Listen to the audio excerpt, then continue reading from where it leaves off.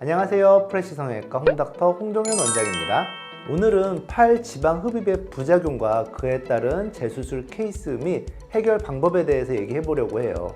사실 이 팔은 지방 흡입 부작용 생기는 케이스의 사례 중 가장 큰 문제가 생기는 부위 중에 하나예요. 그 이유는 일상에서 우리가 가장 많이 이렇게 노출을 하는 이런 부위로서 수술을 좀 잘못 받아서 부작용이 생기는 경우에는 편히 쉬어야 하는 집에서조차도 짧은 팔을 입지 못하고 긴 팔만 입고 다녀야 되는 경우가 생기기 때문이죠. 심한 경우에는 외형적인 이런 울퉁불퉁함이나 못생겨진 팔의 문제뿐만 아니라 팔을 이렇게 들어 올리지 못하거나 지속적인 통증으로 고생하는 경우까지 있어요. 제가 여기서 잠깐 우리 뿌님들에게 진심으로 전하고 싶은 말은, 모든 수술이 사실 그러하겠지만 첫 수술이 정말 지방 흡입에서는 중요하답니다. 특히 팔 지방 흡입 수술은 기술력을 필요로 하는 어려운 수술이기도 하고요. 그러니 경험이 풍부하고 실력 있는 의사에게 제발 수술 받으세요, 정말. 제가 좀 이해하기 쉽게 설명을 드리자면, 우리 팔을 보면 피하 지방의 이 두께가 다른 부위에 비해 매우 얇은 편이고, 원통형에 이렇게 360도의 지방 흡입을 해야 하며, 이 팔에 있는 근육의 움직임과 팔의 방향에 따른 굴곡까지 계산을 해가면서 수술을 해야 하기 때문이에요. 이런 걸 나름대로 고려를 했다 하더라도 복부와 허벅지와 같이 빼야 할 피하 지방층만을 쉽게 공략할 수가 없어요. 그 이유는 우리 팔에는 여러 층의 근육들이 갈라져 있기 때문에 이 사이로 캐뉼라가 박히는 경우가 매우 많기 때문인데요. 이런 이유로 지방 흡입이 잘 안 되는 것은 물론 근육 손상, 신경 손상까지 생길 가능성이 매우 높아요. 자, 그럼 팔 지방 흡입 재수술은 어떤 경우에 되는지 한번 알아볼까요? 첫 번째, 지방을 덜 뺀 경우. 이렇게 어려운 수술이다 보니 그냥 지방이 덜 빠진 것을 말해요. 이 케이스를 제일 많이 봅니다. 어쩌면 재수술하기에 제일 양호한 경우예요. 두 번째, 팔이 아령 모양이 된 경우. 팔 흡입을 하면서 아무래도 팔꿈치나 겨드랑이 부위에 지방 흡입하는 게 어렵거든요. 팔의 중간에 이렇게 늘어진 부위만 많이 빼서 팔 모양이 마치 아령처럼 볼록하게 남은 경우예요. 세 번째, 지방을 과하게 흡입한 경우. 지방을 너무 과도하게 많이 뺀 경우 함몰이 되고 심지어는 근육 손상으로 심하게 패인 경우예요. 네 번째, 수술 후 이 양팔이 비대칭인 경우. 양쪽 팔에 지방 양이 다르게 빠져서 모양이 비대칭이 된 경우예요. 사람 몸은 원래 비대칭이라고 하지만 너무 눈에 띄게 비대칭인 경우는 재수술이 필요하죠. 다섯 번째, 상완 지읍 후에 하완이 도드라져 너무 커 보이는 경우. 우리의 팔은 상완과 하완으로 나뉘는데, 위의 팔을 충분히 빼고 나니 아랫팔이 더욱 도드라져 커 보이는 경우예요. 이런 경우 수술 후 부작용으로 재수술 케이스라고 할 수는 없지만 간혹 수술 후 환자분들께서 언급하는 부분이라서 같이 말씀드릴게요.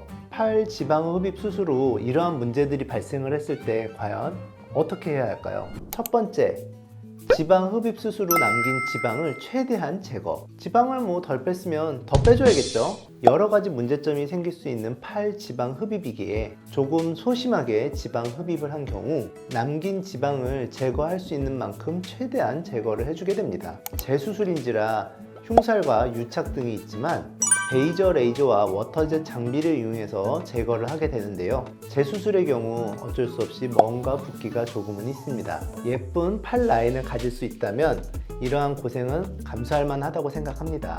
두 번째, 아령 모양의 팔의 경우 라인을 맞춰서 다시 팔 모양에 맞게 흡입을 하면 됩니다. 아령화된 팔은 다시 저만의 주입구를 통해서 다시 빼주게 됩니다. 재수술이다 보니 사실 절개 부위에 대해서 매우 걱정 많이 하시게 될 텐데, 상황에 맞게 외부에서 보이지 않도록 잘 숨겨서 내주게 되고 다른 라인과 맞도록 디테일하게 수술하게 되니 너무 걱정은 하지 마세요. 세 번째, 과흡입된 경우에는 복원 수술을 진행하게 됩니다.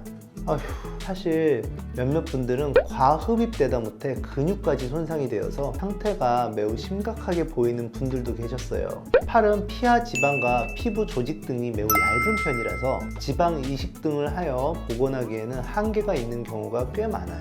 최대한 피하 조직에 자가 지방을 통한 이식 수술을 진행하게 되고 근육에도 이식을 하게 돼요. 아예 근육 조직에 이 피부 조직이 유착이 되어버린 경우도 있었는데, 이런 경우에는 박리 수술을 한 뒤에 줄기세포 지방 이식을 하기도 한답니다.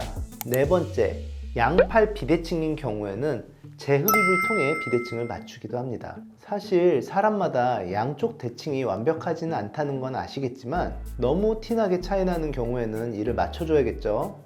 수술 후 특별하게 신경을 쓰지 않았는데 좀 딱 맞는 옷을 입을 때, 특히 한쪽 팔이나 한쪽 다리는 잘 들어가고 한쪽이 꼭 끼는 경우, 이런 경우 단번에 알게 되죠. 지방량이 적은 팔에 맞게 반대편을 예측해서 지방을 빼게 되며, 수술 후 대칭이 맞게 빼는 지방량을 결정하는 것은 전적으로 의사의 숙련도와 경험에 의존해야 합니다. 생각만큼 절대 쉽지 않아요.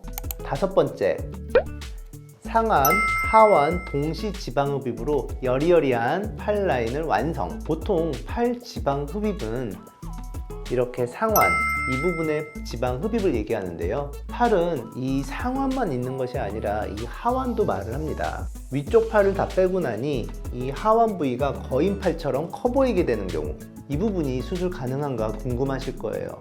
이 하완 지방 흡입 수술의 경우에는 일반적으로 그렇게 많지 않아요. 요골, 척골, 동맥과 그에 따른 신경 등이 피하 조직을 따라 위치를 하고 있고, 너무 조직이 얇아 정말 아무나 수술할 수 없는 부위랍니다.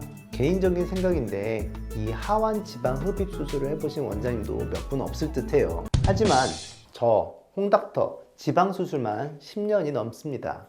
그동안 연구도 좀 많이 하고 경험도 충분히 쌓여서 아주 안전하게, 아주 예쁘게 빼드린답니다. 상완과 하완의 지방이 모두 싹 제거가 됐을 때 진정 여리여리한 팔 라인이 완성이 되지요.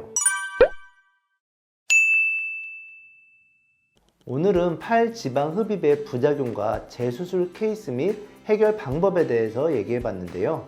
도움이 좀 되셨을까요? 더 궁금하신 점 있으면 아래 댓글 달아주세요. 잘못된 수술로 속상해하고 있을 우리 뿌님들 혹 계시다면 저한테 오셔서 고민 털어놓으시고 언제든 상담하러 오세요. 그럼 오늘 여기까지 할게요. 홍닥터 이만 안녕.